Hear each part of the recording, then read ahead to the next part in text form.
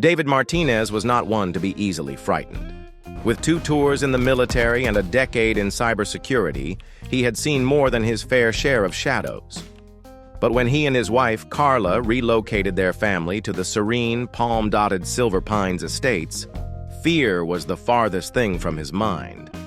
He wanted peace. The kind that included backyard barbecues, sprinkler-drenched Saturday mornings, and watching his twin boys run after each other in neighborhoods with neatly trimmed lawns. The house wasn't that big, but it was theirs, with a red door, a creaky fence, and a long-deferred dream of normalcy. For the first few days, Silver Pines seemed to be just what they needed. Neighbors waved politely. Some lawns were finely manicured with military precision. Even the lampposts switched on in harmony, too. But then, on the 4th night, something odd occurred. As David grilled in the backyard, he was aware of a low humming sound above the treetops. He stepped outside and squinted into the twilight. And that's when he saw it. A tiny black drone floating just outside his fence line. It wasn't moving, just watching. He put down his tongs and stared right back at it, arms folded. In a moment, it buzzed up and spun and zipped out toward the northern block. "Probably a kid's toy," Carla replied when he reported it to her. "Boys in the next street are always flying them." David nodded, but something niggled at him. The following morning, he discovered a white envelope in the mailbox. Opening it, he found a photograph of his backyard as though captured by a high-altitude camera. The picture was sharp, almost too sharp. His son's inflatable pool was in the corner, partially filled with water. The caption read, "Violation number 202, unauthorized recreational structure, immediate removal required." David's jaw tightened. The HOA had rules, yes, but this was surveillance, and it wasn't over. The drone came back the next night. This time it hovered closer. A week later, the peaceful illusion of Silver Pines estates would start to fall apart. The drone returned almost every night, hovering silently, watching the same handful of houses, each time for longer and longer. It wasn't random. What he observed was a pattern. The drone would hover longer over houses with swing set, open garage doors or porch lights on after 10 p.m. He wasn't paranoid. He had been trained to look for patterns, and this one smacked of purpose. He chatted with his next-door neighbor, Mrs. Lang, a quiet widow who had been a resident of the neighborhood for years. Her face had darkened when he mentioned the drone casually. "They do it for surveillance," she added in a near whisper. "The HOA. Tell them it helps keep the neighborhood consistent and secure. But people, the way that they started it, people stay inside." David frowned. "That's insane. You can't just spy on people like that without their permission." She shook her head. "We all signed the agreement. It's buried in the details. Page 14, line 6, aerial surveillance allowed for the policing of visual compliance." David went home and dug out the HOA packet. But lo and behold, there it was. Half a paragraph, deeply buried in legalese. He felt a cold knot form in the pit of his chest. Carla came into the kitchen that evening, looking pale. "I saw this on the community forum," she said, holding out her phone. It was an anonymous snapshot, a still of her hanging up laundry in the backyard. The caption read, "Not very HOA friendly. Just saying." She looked horrified. "That was 2 days ago. I was alone." David didn't say anything. He just stared at the image. The drone had taken it. Someone had uploaded it. It wasn't just that his family was being watched. They were being judged, mocked, shamed. And so that night, in his home office, he opened his laptop and looked for local Wi-Fi networks. A little sniffing around later, he came to find a drone communications frequency pinging off of a private security company, S-Cloud node. It wasn't a toy. It wasn't some neighborhood prank. The HOA had retained a contractor to direct an ongoing surveillance operation. He followed the trail of signals deeper and found a rogue database, secure but untidy. The logs had timestamps, GPS overlays, even short descriptions of violations in real time. He looked through file names such as Lot 19 Trash Lid Open and Unit 22 Kid on Roof. His own house was listed. Multiple entries. Each one had a visual record. Each file was entered under his name, date, and home ID number. It wasn't just a matter of enforcing lawn regulations. It was behavioral monitoring. He glanced at the monitor by the bed, soft and still, where his children slept in their beds, none the wiser. Something inside him shifted. They crossed a line. David wasn't one to get up in arms. His instincts were forged on battlefields, not cul-de-sacs. But the threat, he said, felt equally real. This time, though, the enemy was not foreign. It masqueraded as our neighbors, as the rule enforcers, as the community caretakers. The next morning, he set up a secure anonymous chat group through encrypted messaging, inviting privately a handful of his most trusted neighbors, the ones who had appeared troubled when chatting about the drones, who had flinched at mailbox notices, who, like him, were just sick of being watched. He called the group No-Fly Zone. At first, only 3 people turned up, then 7. By the end of the week, 20 families were present. Stories began to pour in. A single mother who was slapped with a violation for excessive noise in her own backyard birthday party, to which she had only invited 5 people. An elderly couple fined for having flower pots of 2 different brands on their front steps.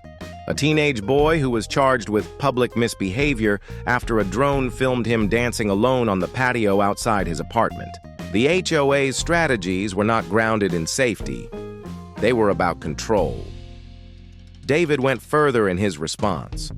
With an antique military-grade signal disruptor he had once built for fun as a teenager, he rigged the device to create a localized, temporary signal jamming field above his backyard. That evening, when the drone drew closer to his property, it abruptly swerved in the air and crashed to the ground, hard. He promptly retrieved it and hid it in the garage while breaking down the hardware. Within the case were a wireless transmitter, GPS modules, and a small hard drive. He plugged it into a secure offline computer and read the files. The drone had been filming more than just video. It was recording audio, infrared, heat signatures, even real-time keystrokes from well-protected home networks. This wasn't monitoring. This was spying. Then suddenly a pop-up message appeared on his desktop.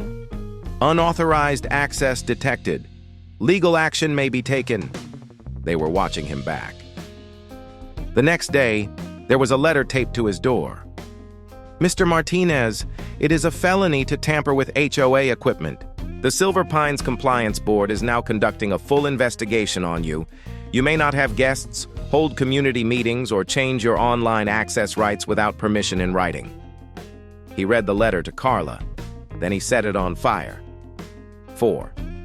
Climax battle of privacy. David could tell there was no turning back now.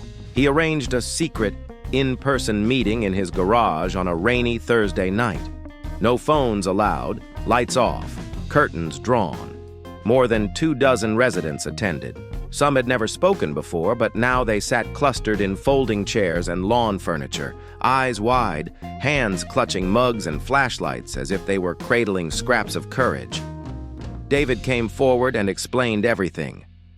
Drone flight patterns and schedules, aerial surveillance data files, evidence of the unpublicized contract between the HOA and a private company, Ravenview monitoring systems, buried clause in the HOA documents that granted the board full access to technology-enhanced compliance methods. Then he revealed the kicker. Live point-of-view video from inside the HOA's surveillance office. Shot by a micro-drone he launched into the office the day before. Residents watched in stunned silence as the screen displayed revolving flat monitors, each marked with a house number, rotating through an infrared and zoomed camera images of backyards, living rooms, and even children's bedrooms where blinds had been left slightly open. Someone gasped. Another began to cry. "It's not only lawns," David said. "It never was." "What's our job now?" someone asked. "We expose them," he replied. David called a local investigative reporter that night and gave her everything. Every picture, every timestamp, every contract, every violation letter. But the next morning, as the sun was just beginning to shine down on Silver Pines, a drone buzzed for the final time outside David's property. But in this case, it wasn't the HOA's. It was his. And it was live streaming. The stream showed the HOA's surveillance hub and an archive of homeowner files in real time in the background, with folders of past footage marked with phrases like repeat offenders, potential protesters, and watch list. David went viral in just hours. The title, "They Are Watching Us: The Truth About Silver Pines HOA." The next 24 hours hit Silver Pines estates like an earthquake. David's live stream had more than 300,000 views on its first day. Responses flooded in from across the country, some aghast, others enraged. The story gained traction in the major news media. HOA uses drones to spy on residents. Suburban surveillance, the hidden eye above Silver Pines, modern neighborhood, or digital prison. Individuals with no previous histories of speaking rose up. The community message boards, historically controlled and filtered, were besieged with screenshots, videos, and testimonials from people who had been living in fear in silence. It was the straw that broke the camel's back. The last straw, a former HOA board member posted inside emails between Gerald Norwood, the HOA director, and Ravenview Monitoring Systems, the private contractor the HOA had contracted with to bring in drones. One line stood out: "If we can't get them with fines, we'll get them with fear." The backlash was swift. In response, city leaders ordered an emergency investigation into Silver Pines HOA's operations. A group of residents filed a class action lawsuit, saying the video surveillance violates their privacy, causes emotional distress, and amounts to illegal surveillance. 2 days later, a news van appeared in the driveway of David. "How does it feel?" the reporter wanted to know. "To have brought down a whole surveillance system with a garage meeting and a drone?" David just smiled. "Feels like freedom." Within the week, the HOA video surveillance initiative was canceled. Presence of the Ravenview monitoring has been suspended for federal review. 3 board members resigned amid legal pressure. The state attorney general launched a wider probe into drone surveillance by HOAs across the state. Silver Pines wasn't just a neighborhood anymore. It was now a symbol. Not a month later, the skies were eerily silent above Silver Pines. No more buzzing, no more hovering eyes, no more rule-book violations plopped in mailboxes like silent threats. The community elected a new HOA board, one grounded in transparency, limited enforcement, and resident-driven oversight. David wouldn't run for the board, but he was an undeniable force. He was asked to advise on data privacy reform for housing developments and quietly became a mentor to other tenants around the country fighting similar fights. After the initial wave of attention, he refused to be interviewed. He didn't want to be famous. He just wanted to be able to be left alone, and for others to have that same right. One Sunday, not long after, David sat out in his backyard with Carla, quietly looking on as their twin boys ran through the sprinkler once more. Same as before. But this time, no one was watching. No drones, no surveillance. Nothing but grass and laughter and the soft murmur of peace. "Did you ever imagine we'd get here?" Carla said, bending down. David shrugged with a smile. "Didn't think we're going to have to fight for it." They clinked iced tea glasses. In the distance, a new neighbor was painting her fence bright yellow. No permission slip needed.